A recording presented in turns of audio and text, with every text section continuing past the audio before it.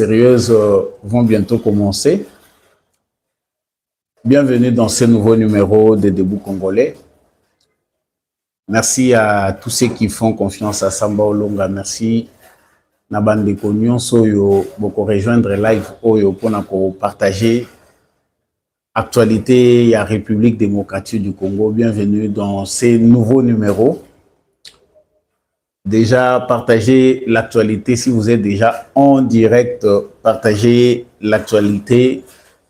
Dites-nous ce que vous en pensez dans les commentaires. Partagez, s'il vous plaît, l'actualité de la République démocratique du Congo. Bienvenue dans ces nouveaux numéros. Merci à tous nos heureux téléspectateurs. Merci à tous nos abonnés. Merci Nabande Konyon Soyo. Vous allez rejoindre déjà plateforme Oyo pour partager l'actualité na biso mukola lelo. Vous allez déjà na direct Oyo, s'il vous plaît, partagez live Oyo na ba voisin. Yebisa biso maye ozali ko banza na ba commentaire. Partagez déjà les lives. Là, je suis en direct pour partager avec vous l'actualité de la République démocratique du Congo. Bienvenue dans ces nouveaux numéros. À la une de notre information, est-ce que M23 va quitter ville ya Uvira? Qu'est-ce qui se passe à Uvira? Est-ce que enfin la pression américaine est allée déjà pour se faire sentir? En tout cas, il y a beaucoup d'informations à partager. Sur base de tout ce que nous avons dit depuis la semaine passée, l'information Yassika Ezali, la guerre ou les affrontements prennent maintenant une autre tournure. Bonjour, bienvenue dans ce nouveau numéro. Merci Nabandeko Bazana Direct. Prière de partager les lives de cette émission. Prière de vous abonner si vous ne l'avez pas encore fait. Dites-nous vraiment ce que vous pensez de la qui sera abordé tout à l'heure dans les commentaires. Yebsabiso, Ozali Kolanda Biso depuis Wapi. Alors, Nazalaka toujours na raison ya koloba que justice yanzambe erataka motote, justice yanzambe motomokote a échappaka na contrôle nango. Si par hasard okoki na contrôle ya bato mukili, yeba yango que na contrôle ya nzambe moto mokote a échappé. Donc si vous échappez par hasard au contrôle ya biso batu na mabeyi oza kosalaka, yeba yango que na contrôle ya nzambe moto a échappé kazalaka te. Nous sommes tous redevables pour nos actes, nous sommes tous redevables des actes que nous posons. Partagez les lives de cette émission et sa intensité. Ce qui yo kanisi ki oza de le tribunal la biso batu ezalaka efficacité yanzambende elekaka. Partagez, merci, bonsoir Nabande kwa Kolwezi, bonsoir Nabande kwa Luanda. Partagez s'il vous plaît les lives de cette émission. Faites-moi le plaisir bozo matate nazo mona batu belete actualité yango linge banda. Merci Nabino nyonso oyo boza kolanda Sambolonga en ligne, Mbote Nabino, Bandeko Turc. Merci à tous ceux qui nous suivent. Alors, comme je venais de le dire, actualité à Lelo Nazali Kaka ko consacré ango na makambo ya Uvira. Eza kotosa to eza kotosa te. Makambo yo ambassadeur ya États-Unis awa à tenir comme bas propos ezali ko révéler biso makambo ebele. Donc, nous devons déjà à ce stade comprendre quelle sera l'issue bitumba et kobundama banani na banani sur terrain. Yangonde na zali kolobela awa. Puis, pour en finir na bablabla na biso ndenge batumusu bazali kobanzela.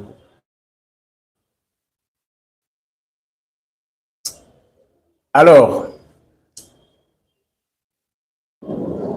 Corneille Nanga, après avoir parlé que Bango Bakobimate Bazana Congo, Mboka na Bango, Bakobimate Mboko Ezaya Biso, Nous sommes ici dans notre pays, ici ce n'est pas l'Amérique.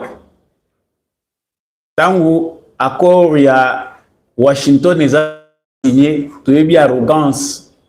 Oyo M23 na Paul Kagame bazaki nango pour nous montrer devant les caméras du monde entier qu'ils n'obéissent pas aux ordres des États-Unis d'Amérique.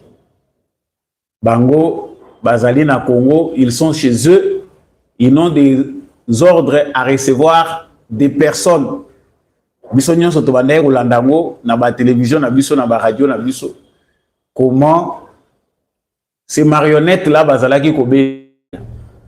Ils ont fait la même chose avec Paul Kagame avant qu'il se retrouve aux États-Unis à qu'il signer l'oko ya l'ingité.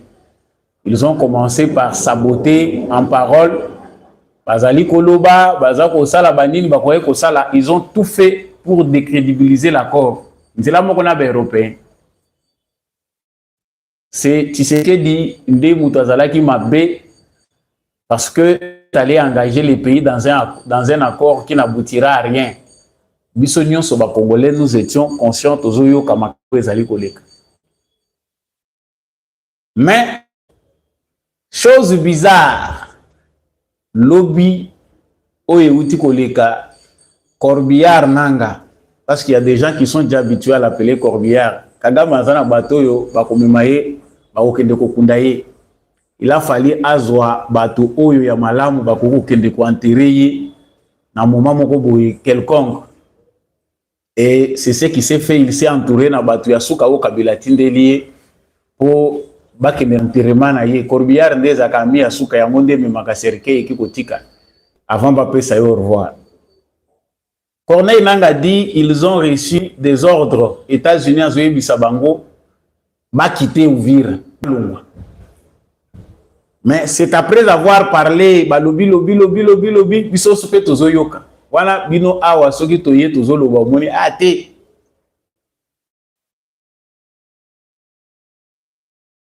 Kolobelo kote mboke zokende bozolinga kobunda guerre te.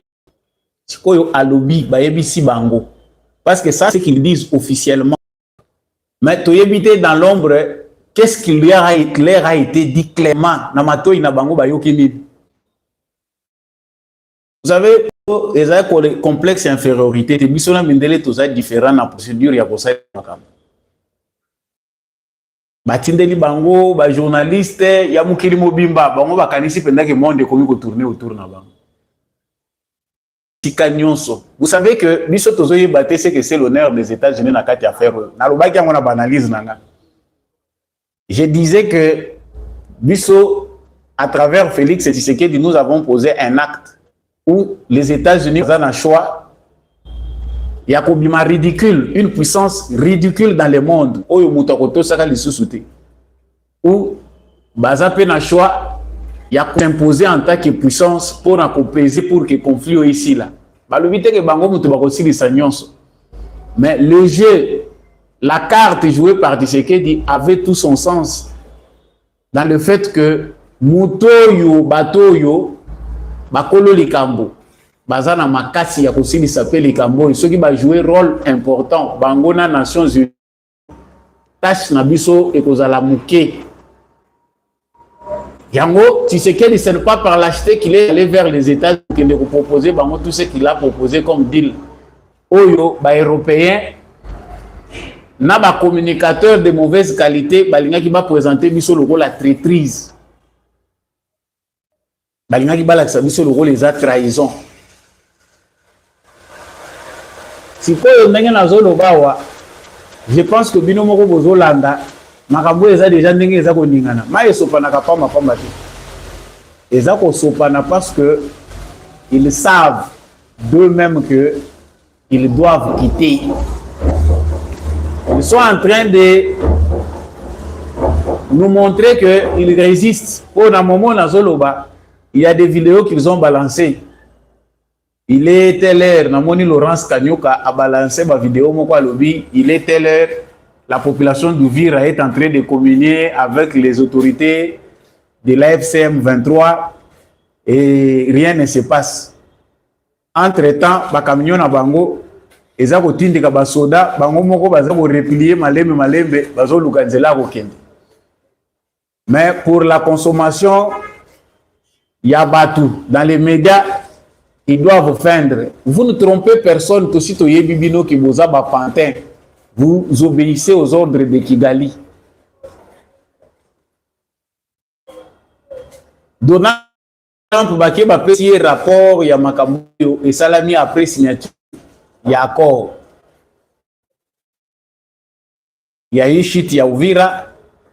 Armée rwandaise et continuer comme ça, massacre et continuer à s'accaparer dans le territoire moussous. Parce que quand Tshisekedi a laissé que Bazwa Ouvira, il a l'acheté. Batebele va comprendre parce que tous ont incombé, il faut tenir sur le militaire va bonditer. Non, il faut aussi comprendre la stratégie. Nous avons posé un acte responsable devant le monde entier. Il y a Koluka Kimia. Quand Tshisekedi a déclaré que na conférence européenne, Oyo Basangana Kina Kagame a lobby que nous attendre le boko nangai na Paul Kagame. Ah, pour ceux qui savent mieux interpréter que nous, Balobaki les a l'acheté. Tshisekedi a encore renouvelé en allant à Washington pour signer un accord de paix. Si nous osons nous comporter comme lui, à la veille à l'accord, sans toutefois recourir dans na batu Oyo, va faire signer biso accord wana, tokoya ko kabola, tout perdre raison na biso na yi, tout kei na logique. On prend Ouvira sans combat. Bakoti va s'installer. Tshisekedi a tikali silencieux. Mais vous avez entendu ce que l'Amérique a dit avant l'administration Trump et l'Amérique dans les Nations Unies à l'Omini. Bakei 4 chemins T. Peut-être les autres, qu'est-ce qui se passe, qu'est-ce qu'ils ont dit? Non, les Américains s'étaient déjà exprimés. C'est Kagame qui a planifié, c'est le Rwanda, c'est l'armée rwandaise. Ils ont détaillé quand on a un langage où peut utiliser. Il y a un langage américain. Si vous avez un département d'État américain, un petit coup de fil. Yebisa Batunayo, Bazonga.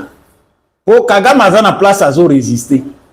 Kagame maîtrise très bien l'administration américaine. A zappé na bateau, bazo rassuré que kokendete zalana noana. La base de la résistance de Kagame est fondée sur base de bateau, il y a travaillé na bango, aliagina bango.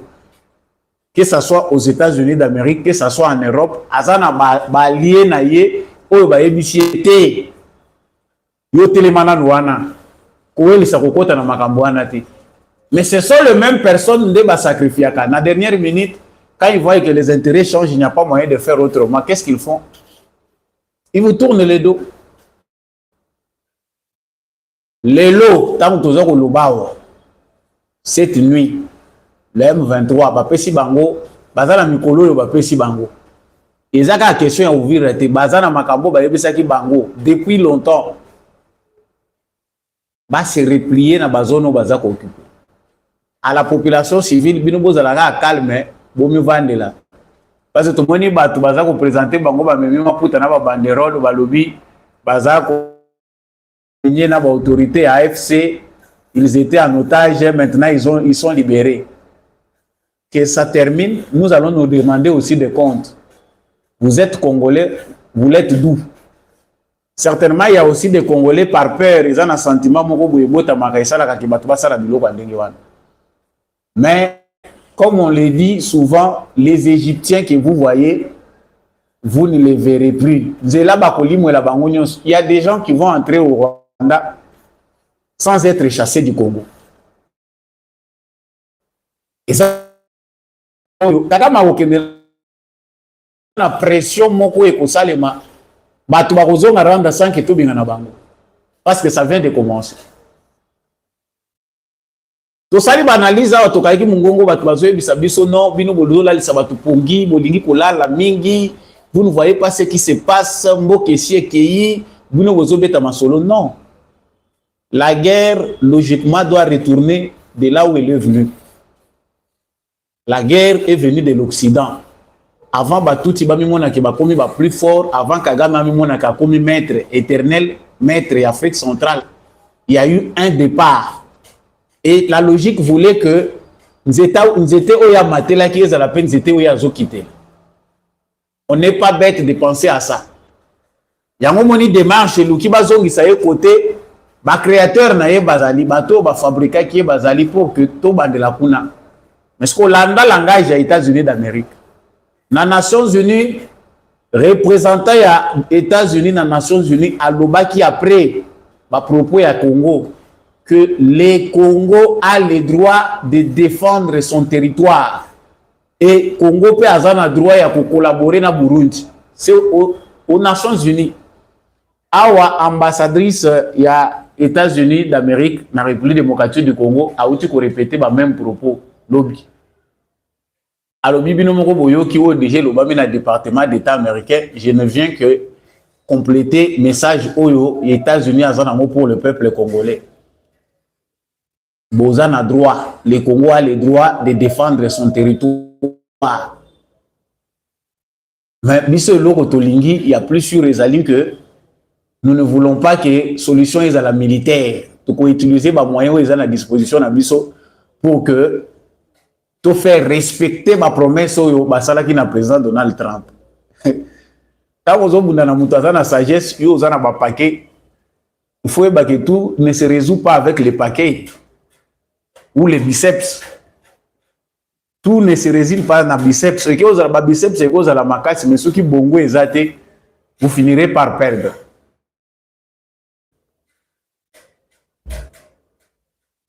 Que veut dire l'Amérique par le Congo a le droit de se défendre? C'est déjà connu, c'est dans les textes. Chaque nation est souveraine, chaque nation a une intégrité territoriale qu'il faut respecter. Mais pourquoi l'Amérique rappelle que le Congo a le droit de défendre son territoire? On a des missions et les gars pour ceux qui me suivent régulièrement que Ngonga et Belemi, c'est les temps, ils ont fait vers l'Amérique à Pessi. Mais si ça continue, flèche d'aller et vous allez accompagner la flèche de retour. Les gens voulaient pousser Tshisekedi à faire la guerre trop vite. Bunda, bozo bundate, tala, mbokekei, kaka kutamula kalate, bazo kota kalemi, baza déjà na Tanganyika, kaka soi katange kwe. Je vous dis hier dans le bac à mon émission que j'ai vu des gens. Un magistrat qui raconte des bobards à Zolo Balobi, aussi il faut qu'à dialoguer. Hein? Il faut qu'à dialoguer pour m'acambrisser s'il n'a liro et autres qui débrouillent. Kalate qui chasse les autres tombés. Vous savez que Makambuya Malamu, Makambuya Malamu, ils n'ont pas si pour comment. Mais il y a un qui est libéré. Pendant qu'il y a des gens à Kinshasa, au Katanga et dans d'autres provinces hypocrites en train d'attendre que Chiti a régime à Tshisekedi, les choses sérieuses qui se passent sous leurs yeux, ils sont tellement aveuglés que les États-Unis viennent déjà de donner le feu vert à Tshisekedi. Et ce qui manque à Félix et Tshisekedi, ce ne sont pas les moyens. Ce qui fait que Tshisekedi observe encore Paul Kagame, c'est sa propre stratégie. Ça ne relève que de la stratégie de Tshisekedi lui-même. Parce qu'Aza Moutou Abouania, même Bango Mindere va comprendre le Temoutoyo, to mekaki ki abebi sa nyonso, po biso to lingaki beba, mais to moni que ya solo Aza sage. Tshisekedi est piégé plusieurs fois. Pendant que biso tozo chamakele là, tozo loba. Tshisekedi, guerre, pourquoi pas qu'on bombarder, qu'on salaboye. Tout ça, on avait piégé. Même Bango Bamidele Baïbaïka qui souka Tshisekedi a kobebisa. Comme ça, Soka Bébisi, nous allons profiter derrière les chaos pour dire voilà, on n'a rien à faire. Comme ça, va pérenniser le conflit et la guerre de 100 ans, Bino Bozo continue à souffrir. Nana ebisi bino na globaka mona ba émission nyonso. Partagez s'il vous plaît lelo émission eza mukuse na moni batu pe baza mingi te. J'ai fait l'émission en retard par rapport à l'heure habituelle pour des raisons techniques. Donc boyebi ke Kinshasa ba Corée la kate, nous avons beaucoup de choses à faire mais habituez-vous désormais 15 h juste Sambolo nga en ligne en direct. Donc la Sabino Bandeko, les carottes sont cuites. Les choses sérieuses viennent de commencer. Boulevard est ouvert. Retour Kadama qui est aussi là dans Kigali. Après ça, bango ba salaire. après ça bango administration ceux qui va gérer Kigali na ba province mususu va gérer kuna. Mais au Congo c'est non. Le président Félix Tshisekedi makasi na ye na patience soit zanango. C'est une patience légendaire. Mutema munene wana eza propre yango nde mutezo sala ye l'homme de la situation. Soka landi ba émotion ya biso ba oyo. Quand ça gâte, mon ndenge to tindika ba dirigeant, soke baby. Mutaya obimazate ah omoni asala ki erreur mais peuple oyo alingaka ba héros a honoraka bango petit peuple oyo peuple congolais. Nous sommes très forts mbangu ya kotindika dirigeant bitumba ebunde inda Tshisekedi aza muto makasi te guerre ezala. Guerre oyo na lobaki yango lobi na émission elekaki. Biso to ko bandolo baka malembe c'est la fin qui justifie les moyens. La guerre est en train petit à petit de retourner d'où elle est venue. Bakolo guerre na bango bakosili sa guerre la bango. Bakolo mwana na bango ba après il faut bazo mwana na bango ba kozongi ça y est esika bazola ki ils doivent changer les choses. Le Congo doit reprendre son leadership en main. Ce qui Tshisekedi ayoka ki déjà ba russe banani ba o mususu ba benga ki bandakala. Belle déjà guerre éclata qui kala région Mobimbeza embrasée et c'est nous peuple congolais qui allait souffrir koleka parce que le pays le plus instable na minito na région vu la grandeur vu les abisso ba pays mususu ezamike ya retrouver ba solution mais tala munene ya Congo ba yeba kité que makambo eza ko kende ko lingela bango. Et voilà, la sagesse a toujours cette propension-là à tirer, tirer makambo à longueur. Le sage, quand il fait les choses, il rêver. Mais la sagesse s'apprend dans la patience. Aux oignons comme pour Tshisekedi, pour aboter la bokonzi na maboko ya Kabila. Je ne sais pas pourquoi toujours c'est difficile de comprendre Tshisekedi tel qu'il est. Nous avons l'expérience vécue à l'interne pour comprendre comment un civil, Tshisekedi, à qui on a laissé les pouvoirs via des élections, mais celui qui a quitté les pouvoirs n'avait pas l'intention de quitter. Il était parti sans partir réellement, avec l'intention de revenir encore après, à bloquer l'institution Nyonso Yamboka, y compris le ministère régalien. Est-ce que les gens ont le temps de prendre les papiers pour voir, commencer à énumérer point par point, lire l'histoire, comment Tshisekedi s'en est sorti jusqu'à ce que Kabila devienne exilé politique? Si Bato Bazo combattre Tshisekedi Bazaki attend à moi sagesse à Mouké, c'est à partir de là qu'il devait s'inspirer. Va comprendre que Bango Bazo faire face à Yazamutu Yandingeni. Mais parce que Tshisekedi a mon pas Yazamutu Moko. Asalamaka pour Batouba comprendre, il était pas camouflage. Souvent, les gens ont tendance à le prendre pour quelqu'un qui ne maîtrise rien. Ayebi na yelo côté, pour betara papa te longolier. Mais parce là qui bango terrain. Ko ay communauté et au moni dialogue pour aussi les samaramo. Lobi ambon azoloba. Amo azoloba dialogue. De l'autre côté, les Américains disent que Kadam est le molaba militaire. Voyez de vous-même et tirez les conclusions. Ça ne sera pas seulement Bissonde Tokobana pour continuer pour y Bisabatu. Voilà ce qui se passe. Mais regardez seulement de vous-même. Qu'est-ce qui est en train de se passer? Je vais clôturer cette émission aujourd'hui parce que c'est une émission à Boulaïté. Nasali Amoka Kapo.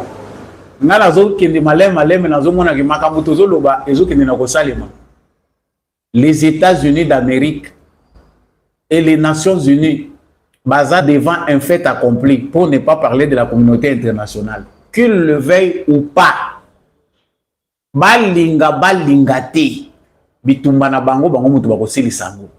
Il y a eu complicité pour que les pantins que vous voyez, Mutoyo bozomona kaka ya Kagame oyo po akoma ndenge akomi makasi boye akomi on dirait difficile bazota la biso moka munene boye na soni. Il y a eu complicité, il y a eu main noire des occidentaux dans cette affaire pour qu'il devienne ce qu'il est. Nous ne sommes pas ridicules parce que tous adultes faibles face aux Rwandais ou face à Kagame, les Congolais ne peuvent rien. Mais c'est un complot qui a daté de longtemps. Le col a comme ici complot na bango na stade ba comme ici ango, biso pe to comme ici bango à travers un vrai Congolais de qualité qui est Tshisekedi. A memi bango do au mur. Papier na bik ngai mikolo nazo raisonner mingi papa Etienne Tshisekedi. Abande ko yebisa biso makambatu ba ba te we ezali boma.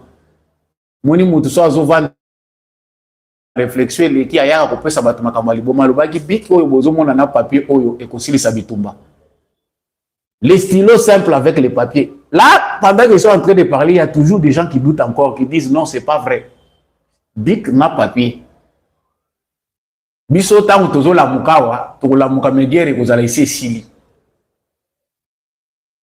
La vraie guerre que nous allons mener, nous allons la mener à l'interne pour éliminer les Congolais de mauvaise qualité au sein de nos institutions. Du sommet à la base. Même nakati y a chef d'avenue, chef ya quartier. Il n'est plus question d'accepter des Congolais de qualité médiocre. Ils sont obligés de fuir, mes chers frères. Moi, j'aime bien évoluer dans les analyses parce que ça ne sert à rien d'avoir les informations inutiles que vous ne comprenez pas. Si vous avez un passeport, il y a retour. La guerre doit retourner à Kigali. C'est là-bas. Si basali babongisi lié ba papier, balongoli makambo nyonso ezalaki classé secret défense. Ya ndenge nini abombaki ba secret aussi de tout ce qui était caché. Oyebi soki bakomi ko bibisela yo inventaire nano makambo esilité. Ezalaka ndenge nini? Ba américain de mutu bakomi si batuti bakomi si Kagame na point ya komi oyo pour ne pas citer les autres. C'est les Américains. Si vous avez déclassé, bon, il y a secret défense Amérique. Il y aura des procès. On va en faire des émissions. Bientôt, au occidentaux, ce sont eux qui nous ont appris à travers des ouvrages, à travers des publications, à travers leur publicité que le Rwanda, c'est un pays de résilience. Paul Kagame a un leader exemplaire. Après tout ce que le Rwanda a connu, et le Rwanda est un modèle de résilience. Ils se sont construits en peu de temps après le génocide. Mboka est comme modèle. Pauvreté extrême. Où est la Corée du Nord, Babombi, na Rwanda, Occidentaux, rideau, parce que leurs intérêts se trouvaient derrière Kagame.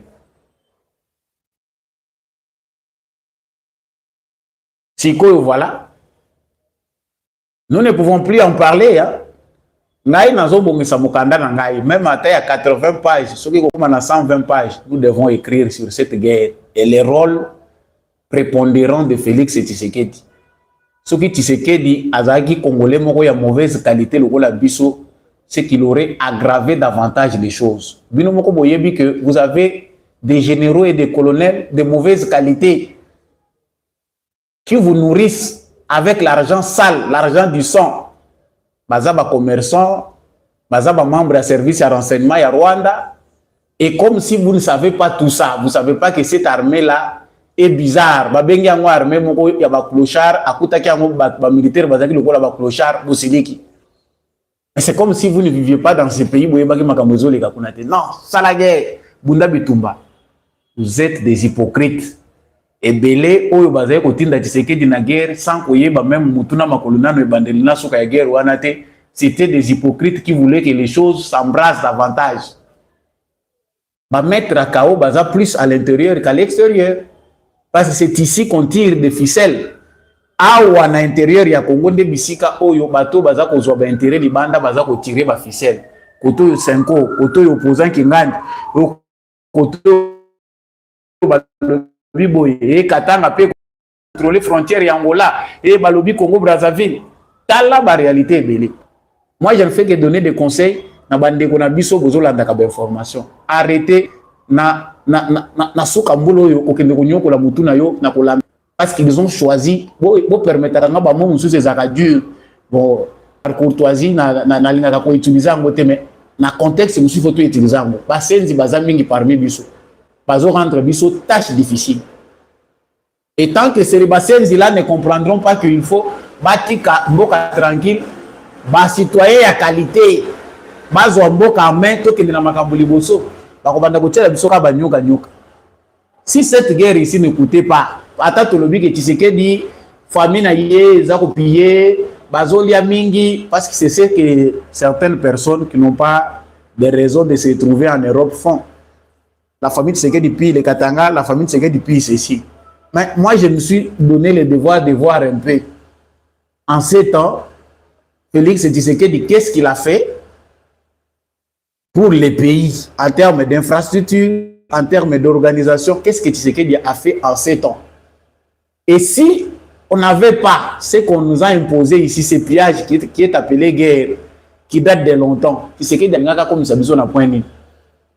aujourd'hui nous avons la guerre, aujourd'hui nous voyons ce qui se passe, combien ça nous coûte. Bandeko na ngai nazo préparer fête ya munene que ça prenne le temps que ça va prendre. Les Rwandais retourneront chez eux. Ils n'ont pas leur place au Congo. Ils ont déjà échoué à la mission qui leur a été confiée, c'est la balkanisation du Congo. Ils ont tout fait. Ils ont des citoyens congolais de mauvaise qualité qui sont derrière eux, mais ils n'ont pas réussi à la mission principale, balkaniser le Congo, retirer le Kivu, les mettre de côté, faire du Kivu un État. Tant bazo bisaka bino ba ABC ya guerre bozo boya kondima etali bino ba ba yebi ebele bozo landa biso boyebi ke za ndenge wana eza na mesa ya Nations Unies ya États-Unis d'Amérique na département d'État américain mbe basala ki carte bakati Congo bazu mususu batie mopanzi balobi oyo nde république ya sika tozo créer. Mais ça ce n'est pas le plan de Dieu ni encore ce que nous les Congolais nous avons pensé. L'organisation n'a jamais été dans notre ADN.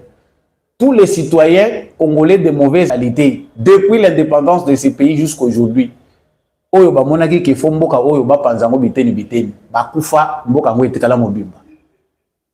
me dira pas c'est les Katumbi et les autres qui s'ajoutent aujourd'hui qui vont vraiment faire l'affaire pour que Mboko Bakabola Yango.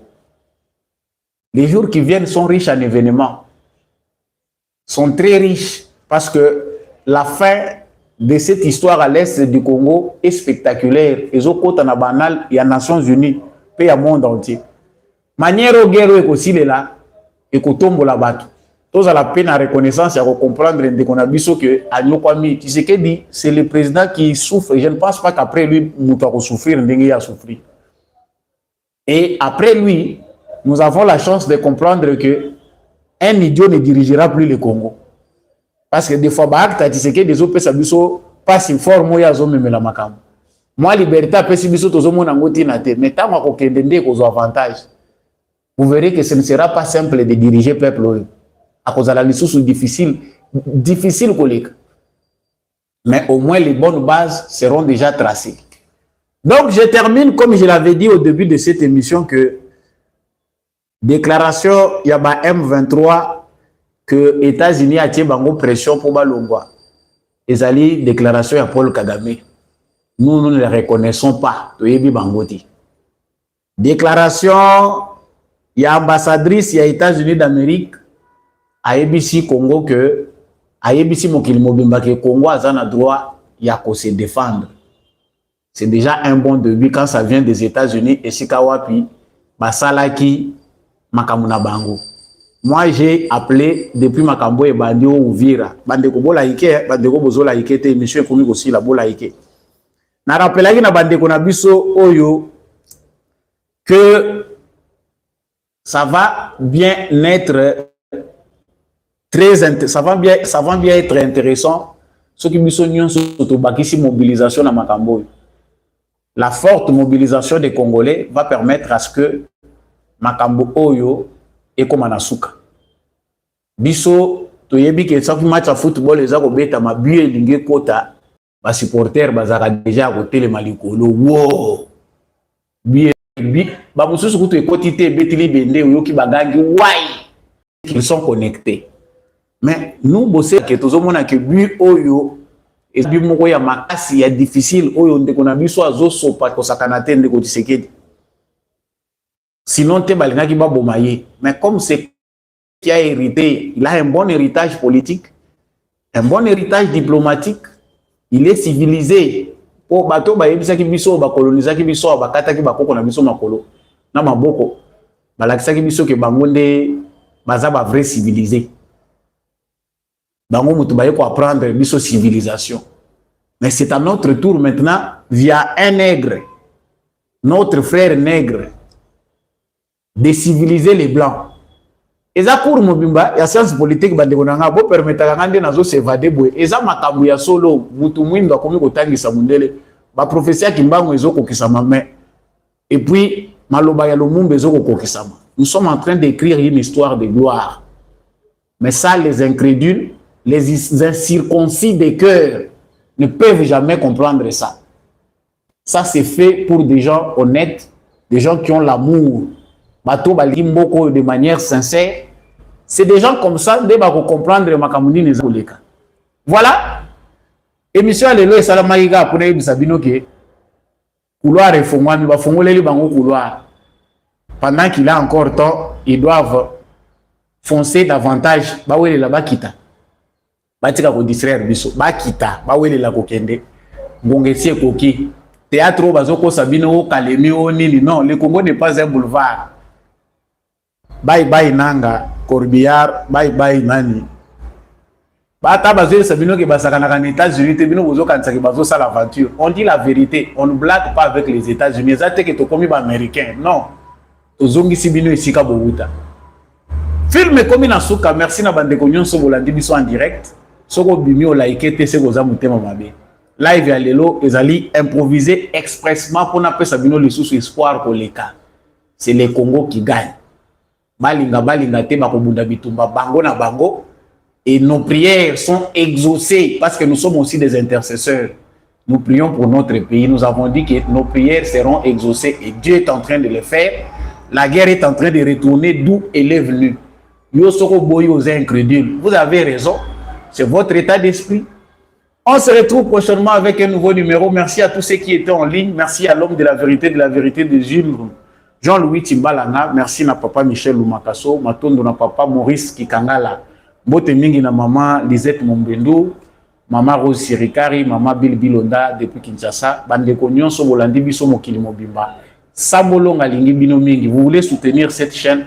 Baba Djezali, numéro nangezali na chaîne où vous pouvez appeler pour soutenir cette chaîne afin que le matériel ezala ya rokoka. Baina bino tokutani prochainement na émission mususu. Au revoir.